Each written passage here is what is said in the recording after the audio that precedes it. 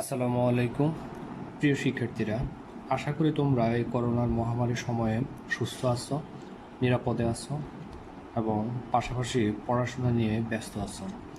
আজকে আমরা বাফার দ্রবণের পিএইচ নির্ণয় এর গাণিতিক সমস্যাগুলির মধ্য থেকে কয়েকটা সমাধান দেখব।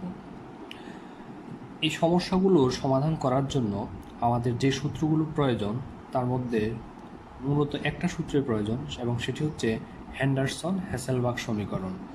এই হেন্ডারসন-হ্যাসেলবাগ সমীকরণের কয়েকটি রূপ রয়েছে, সেগুলো নিয়ে আমরা প্রথমে একটু আলোচনা করব। আমাদের পূর্ববর্তী ক্লাসগুলোতে আমরা দেখিয়েছি হেন্ডারসন-হ্যাসেলবাগ সমীকরণটা কিভাবে প্রতিপাদিত হয়েছে। তো মেইন যে সমীকরণটা সেটা হচ্ছে pH is equal to pKa plus log লবণের ঘনমাত্রা ভাগ অম্লের ঘনমাত্রা। এটাকে অন্যভাবে যদি আমরা উপস্থাপন করি তাহলে সেটা হবে কি, pH is equal to pKa plus log লবণের মোল সংখ্যা ভাগ অ্যাসিডের মোল সংখ্যা বা অম্লের মোল সংখ্যা। এখানে কে এ যেটা সেটা হচ্ছে কি অ্যাসিডের বিয়োজন ধ্রুবক। এটার অন্য আরেকটা রূপে যদি আমরা উপস্থাপন করি সেটা হচ্ছে কি pH is equal to pKa plus log WB into M A ভাগ W A into M B, যেখানে ডব্লিউ বি দ্বারা লবণের গৃহীত ভরকে বোঝাচ্ছে এবং ডব্লিউ এ দ্বারা অ্যাসিডের গৃহীত ভরকে বোঝাচ্ছে এবং এম এ দ্বারা অ্যাসিডের আণবিক ভর এবং এম বি দ্বারা লবণের আণবিক ভরকে প্রকাশ করতেছে।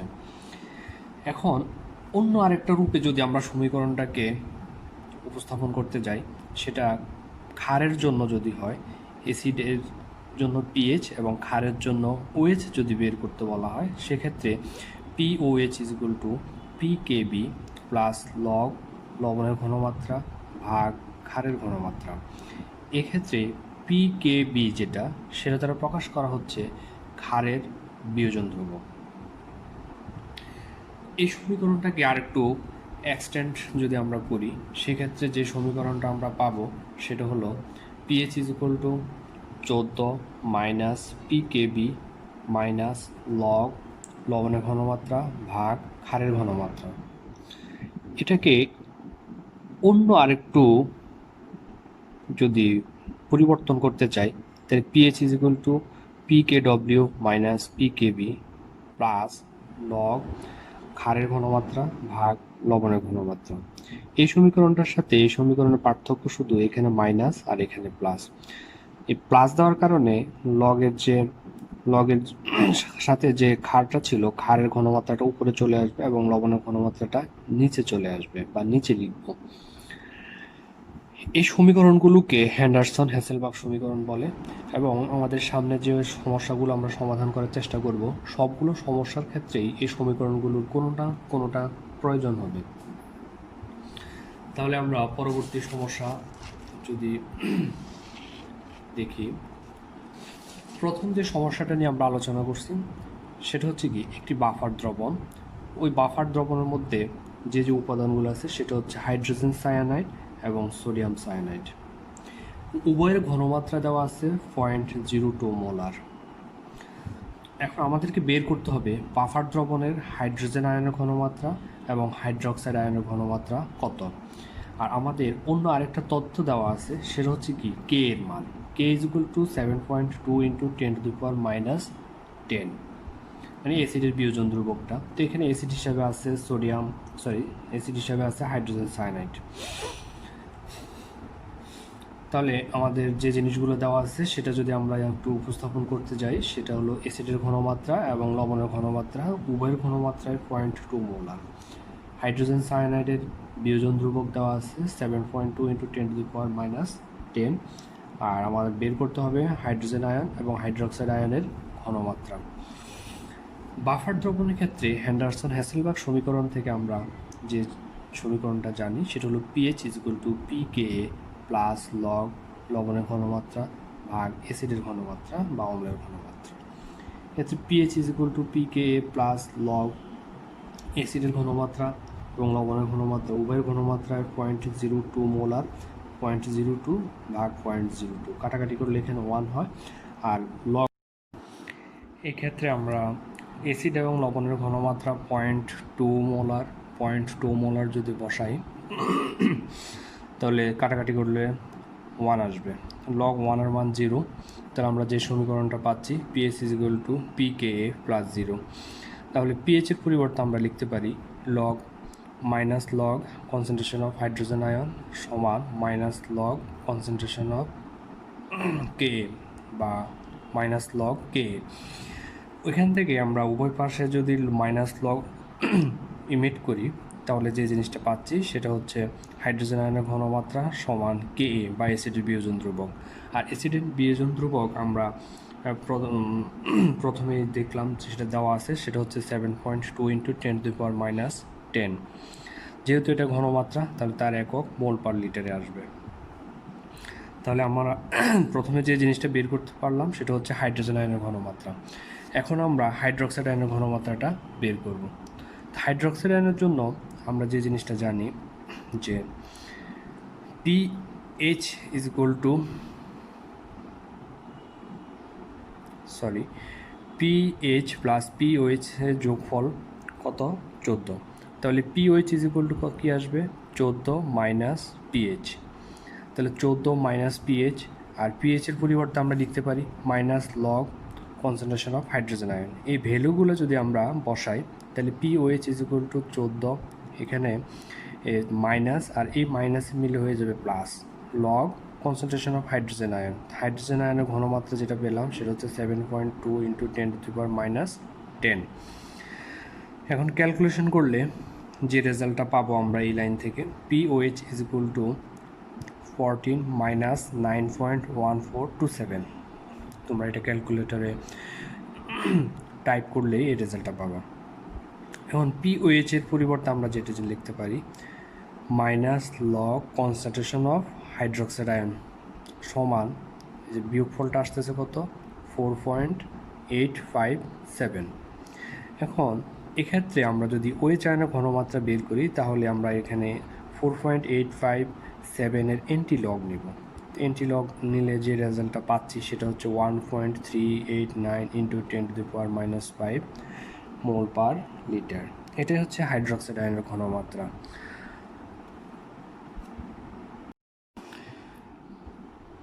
এখন আমরা আরও একটা অঙ্ক দেখব।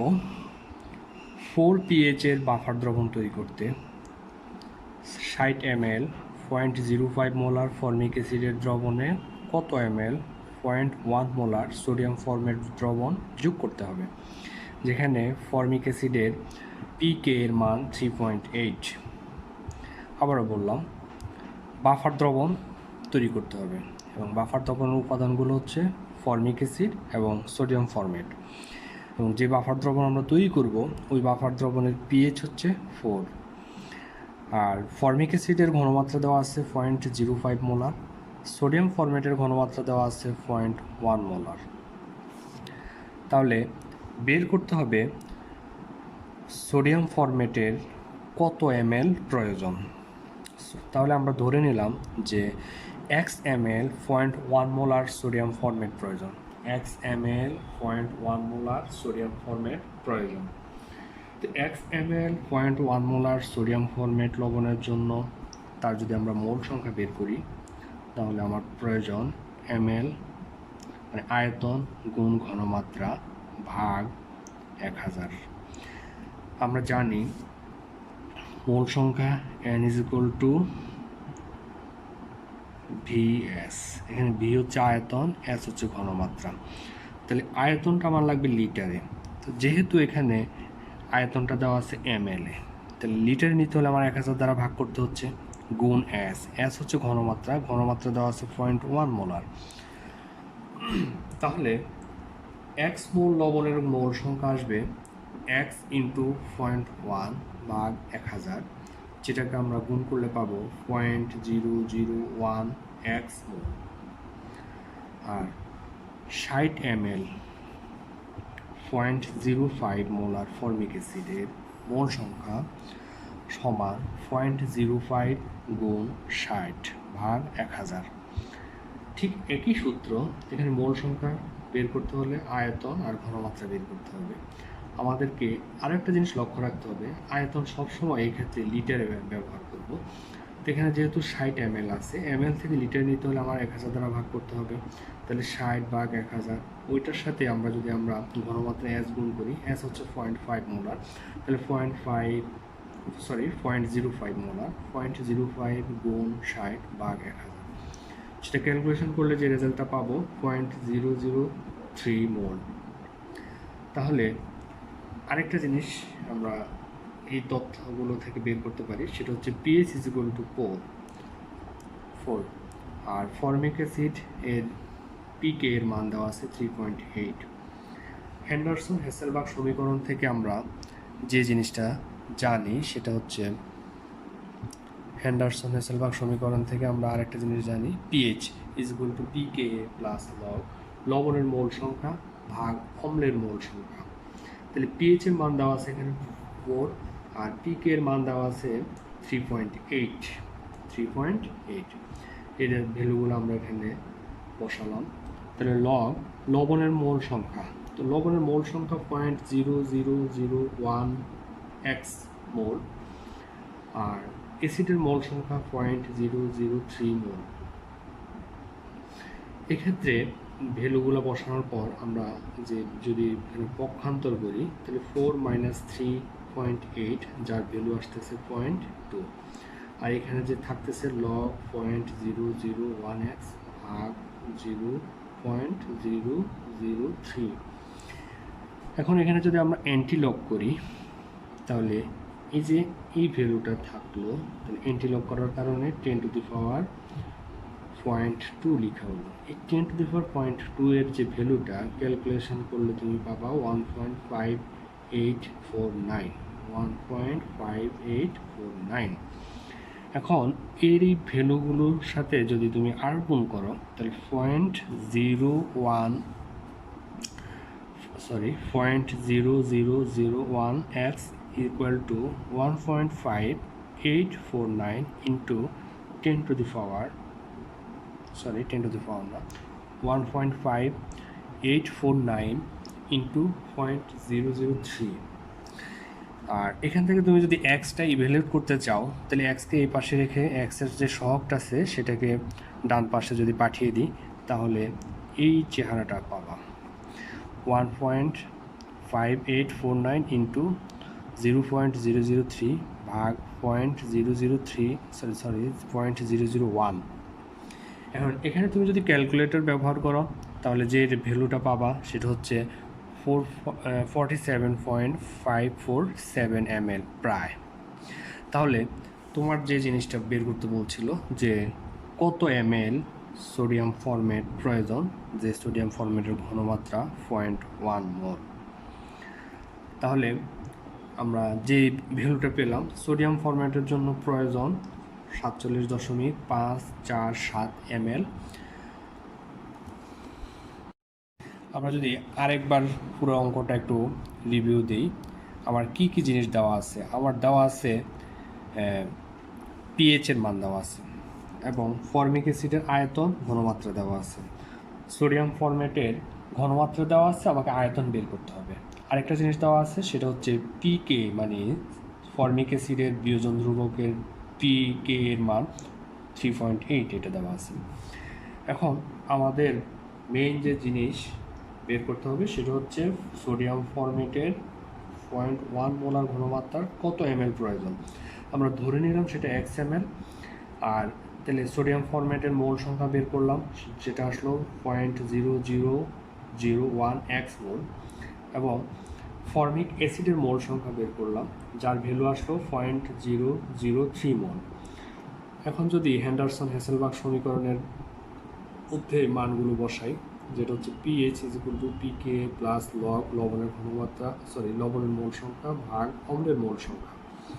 তাহলে pH এর মান দেওয়া আছে 4, pK এর মান দেওয়া আছে 3.8, লবণের মোল সংখ্যা আমরা বের করলাম 0.0001x মোল, আর অ্যাসিডের মোল সংখ্যা বের করলাম 0.003 মোল।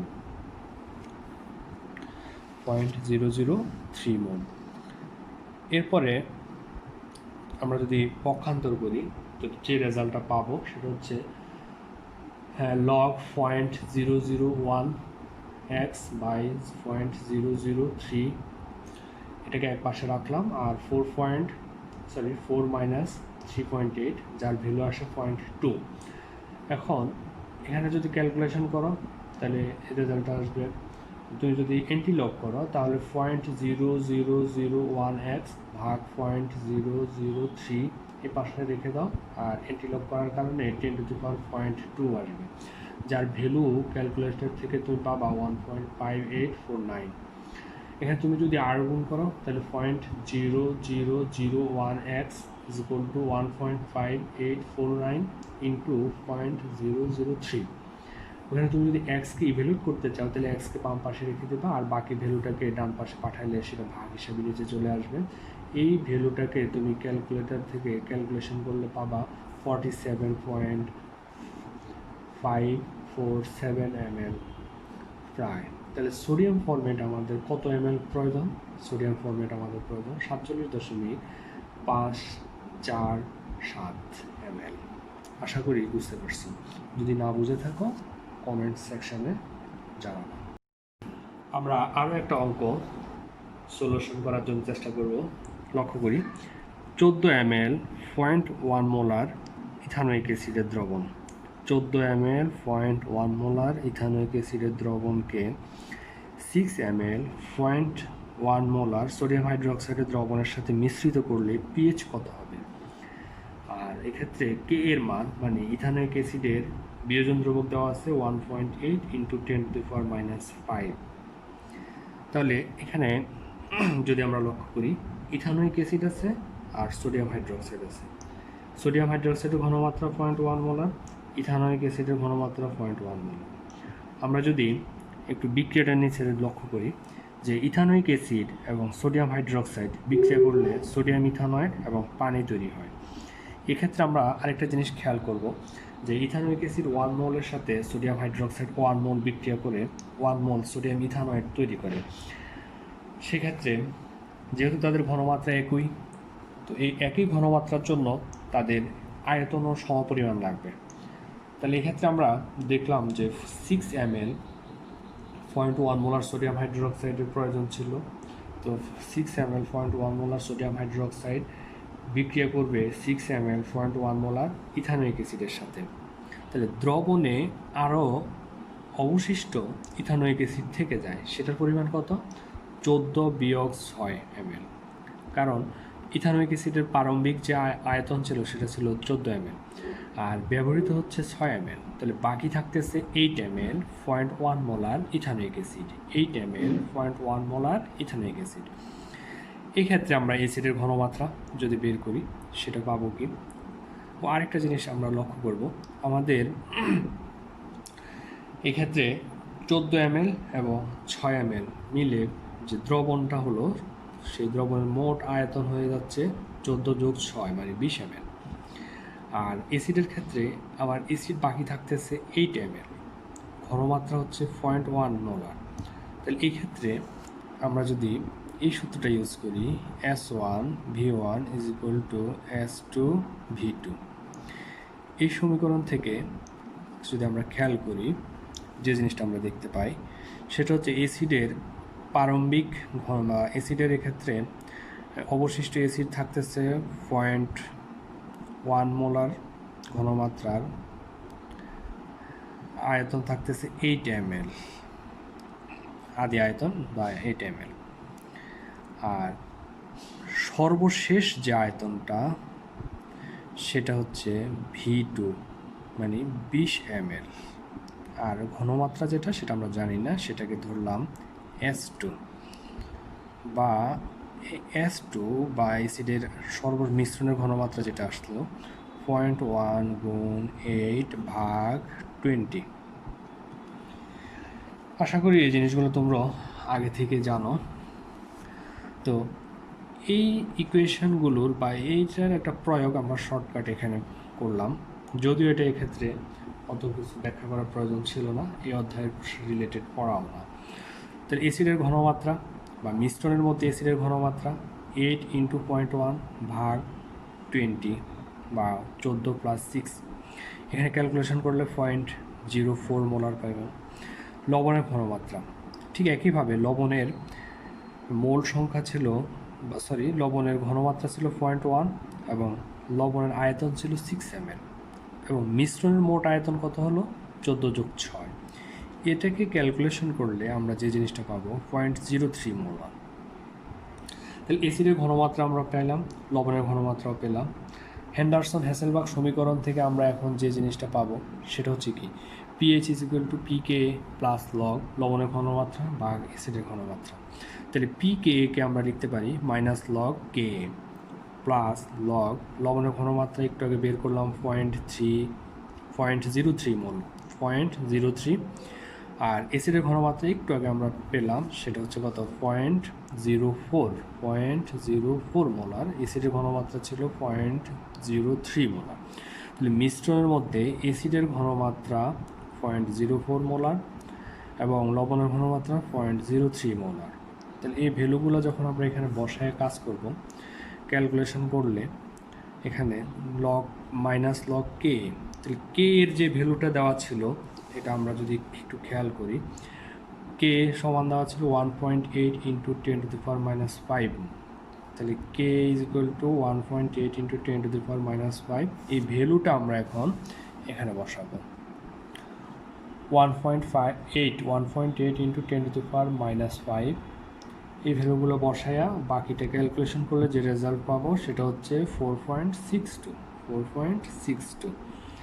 তাহলে আমাদের যে মিশ্রিত দ্রবণ বা মিশ্রিত বাফার দ্রবণ তার পিএইচের মান আমরা যেটা ডিটারমিন করলাম সেটা হচ্ছে 4.62। আমরা আরেকবার যদি একটু অঙ্কটা পুরোপুরি দেখি এখানে 14 ml 0.1 মোলার অ্যাসিটিক অ্যাসিডের দ্রবণ 14 ml 0.1 মোলার অ্যাসিটিক অ্যাসিডের দ্রবণ 6 ml 0.1 মোলার সোডিয়াম হাইড্রোক্সাইডের দ্রবণের সাথে মিশ্রিত করব। তাহলে এখানে যে বাফারটা তৈরি হবে ওই বাফার দ্রবণের পিএইচ কত, এক্ষেত্রে আমার আরেকটা ভ্যালু দেওয়া আছে সেটা হচ্ছে অ্যাসিডের বিয়োজন ধ্রুবক 1.8 ইন্টু 10⁻⁵। আমরা এই অঙ্কটা করার জন্য যে সমীকরণটা আমাদের প্রয়োজন বা যে রিয়েকশনটা প্রয়োজন সেটা কি ইথানোয়িক অ্যাসিড এবং সোডিয়াম হাইড্রোক্সাইডের মধ্যকার বিক্রিয়া করলে সোডিয়াম ইথানয়েড এবং পানি তৈরি হয়। এই সমীকরণ থেকে আমরা একটা জিনিস দেখতে পাই এক্ষেত্রে 1 মোল এক্ষেত্রে 1 মোল বা সোডিয়াম হাইড্রোক্সাইড 1 মোল ইথানোয়িক অ্যাসিড 1 মোল পরস্পরের সাথে বিক্রিয়া করে 1 মোল সোডিয়াম ইথানয়েড তৈরি করে আর পানি তৈরি করে। আর আমাদের এখানে ইথানোয়িক অ্যাসিড এবং সোডিয়াম হাইড্রোক্সাইড উভয়ের ঘনমাত্রা 0.1 মোল দেওয়া আছে, উভয়ের ঘনমাত্রা 0.1 মোলার। এই 0.1 মোলার ঘনমাত্রার ইথানোয়িক অ্যাসিড পরস্পরের সাথে বিক্রিয়া করলে সমপরিমাণ বা সম আয়তনের ইথানোয়িক অ্যাসিড এবং সম আয়তনের সোডিয়াম হাইড্রোক্সাইডের দ্রবণ বিক্রিয়া করবে। তাহলে 6 ml 0.1 molar sodium hydroxide equivalent to 6 molar 0.1 molar ethanoic acid. তাহলে বিক্রিয়ার পরে ইথানোয়িক অ্যাসিড আরও অবশিষ্ট থাকবে, কতটুকু থাকবে, যেহেতু ইথানোয়িক অ্যাসিড 14 ml দেওয়া ছিল, ইথানোয়িক অ্যাসিড 14 ml দেওয়া ছিল, এই 14 ml থেকে খরচ হয়ে গেছে কত ml 6 ml, তাহলে আরও বাকি থাকবে কত ml 8 ml এবং তার ঘনমাত্রা কত 0.1 মোলার ইথানোয়িক অ্যাসিড। আচ্ছা S1V1 = S2V2 এই সমীকরণটা আমরা নবম দশম শ্রেণী থেকে আমরা জানি। এক্ষেত্রে S1টাকে ইথানোয়িক অ্যাসিডের আদি ঘনমাত্রা যদি ধরা হয় 0.1 মোলার এবং ইথানোয়িক অ্যাসিডের যে মিশ্রণের মধ্যে তার অবদান কতটুকু 8 ml, তাহলে 8 ml আর টোটাল যে মিশ্রণ হলো ওই মিশ্রণের টোটাল আয়তন কত 20 ml, কারণ 14 ml আর 6 ml যোগ করলে কত হয় 20 ml আর ঘনমাত্রা S2 যেটা আমরা বের করে লাগবে। তার মানে মিশ্রণের মধ্যে ইথানোয়িক অ্যাসিডের ঘনমাত্রা এখন কত, তাহলে S2 = 0.1 গুণ 8 ভাগ 20 এই জিনিসটা আমরা এখানে দেখাইলাম। তাহলে মিশ্রণে অ্যাসিডের ঘনমাত্রা 8 ইন্টু 0.1 ভাগ 14+6 বা মিশ্রণের মোট আয়তন সেটা ক্যালকুলেশন করলে 0.4 আসে। এবং লবণের ক্ষেত্রে ঠিক একইভাবে লবণ কত ml 6 ml, ঘনমাত্রা 0.1 ml ভাগ মিশ্রণের মোট ঘনমাত্রা, তাহলে মিশ্রণে লবণের ঘনমাত্রা আসছে 0.03 মোল। এখন হেন্ডারসন হ্যাসেলবাগ সমীকরণ থেকে আমরা যে জিনিসটা পাই সেটা হচ্ছে pH is equal to pK plus log লবণের ঘনমাত্রা ভাগ অ্যাসিডের ঘনমাত্রা। তাহলে পিকে থেকে যে জিনিসটা পাই সেটা হচ্ছে minus log k plus log plus log 0.03 আর অ্যাসিডের ঘনমাত্রা 0.04, অ্যাসিডের ঘনমাত্রা 0.04। এটা বসানোর পরে যদি আমরা ক্যালকুলেশন করি, এক্ষেত্রে কে এর মানটা বসাই যদি আমরা ক্যালকুলেশন করি, আমরা যে ভ্যালুটা পাবো সেটা হচ্ছে 4.62। তাহলে হেন্ডারসন হ্যাসেলবাগ সমীকরণ ব্যবহার করে আমরা এই বাফার দ্রবণের যে পিএইচ পেলাম সেটা হচ্ছে 4.62। আজ এই পর্যন্তই। পরবর্তী সময়ে বা পরবর্তী ক্লাসে আমরা বাফার দ্রবণ সম্পর্কিত আরও কয়েকটা গাণিতিক সমস্যার সমাধান করবো ইনশাআল্লাহ। আর এই সময়ের মধ্যে তোমরা ভালো থাকো, নিরাপদে থাকো, সুস্থ থাকো এবং পাশাপাশি ভালোভাবে পড়াশোনা চালিয়ে যাও। সবাইকে ধন্যবাদ।